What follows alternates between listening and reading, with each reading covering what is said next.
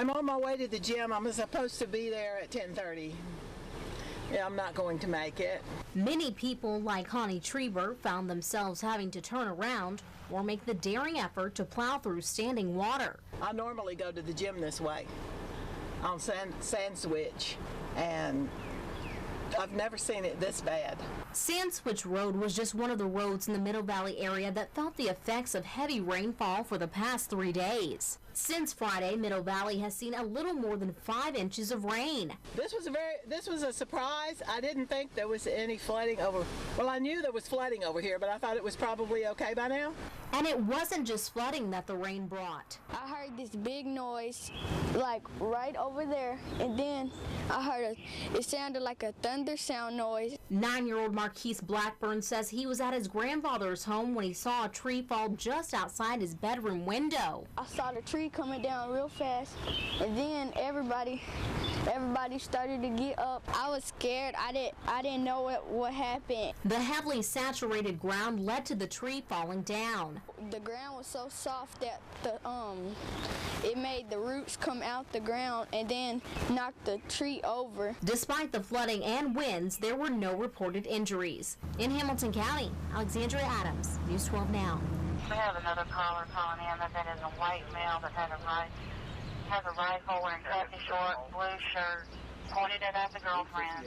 It was here off the 300 block of Shawnee Trail where the Hamilton County Corrections Deputy, Daniel Hendricks, was celebrating his birthday with 2 off-duty Chattanooga police officers. According to the TBI, Hendricks suddenly became angry and then brandished a weapon. Hendricks appears to have changed his demeanor and become enraged.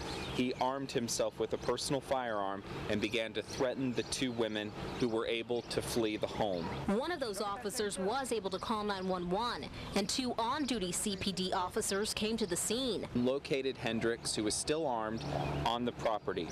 Witnesses reported the officers gave verbal commands for Hendricks to drop the weapon, but he apparently did not comply. According to the TBI, Hendricks was shot at least 4 times by one of the officers. He later died at Erlanger Hospital. We have recovered a firearm believed to be the one Hendricks used during this incident. Throughout the investigative process, we will be giving our findings over to District Attorney General Pinkston. A resident of this Brainerd subdivision says she heard the shooting take place. Pow, pow, pow, pow, pow, pow, like that.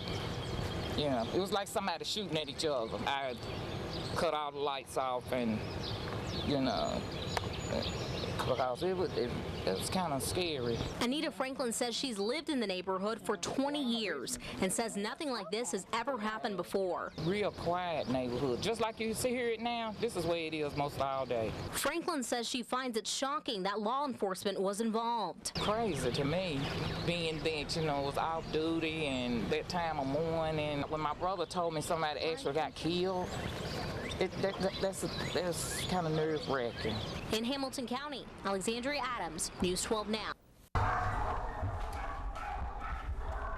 14 dogs are getting the care and medical attention they need from the Humane Educational Society. Cats, dogs, squirrels, goats, horses. So it's a very large situation. Bob Citrolo, who is the executive director, says HES is just one of several organizations stepping in to help. We're contacted through HSUS, which we're an emergency placement partner for them. So it just means that we help out when situations arise like this. Citrolo says this is one of the largest animal rescues he's heard of. When you get into this scale, this is something that's been going on for a long time. More than not, a lot of times these hoarding situations start out with, good intentions, but it doesn't take long to get out of control. According to the Humane Society of the United States, the animals were living in unsafe and unsanitary conditions. They're usually in small cages, which is, exactly what happened here.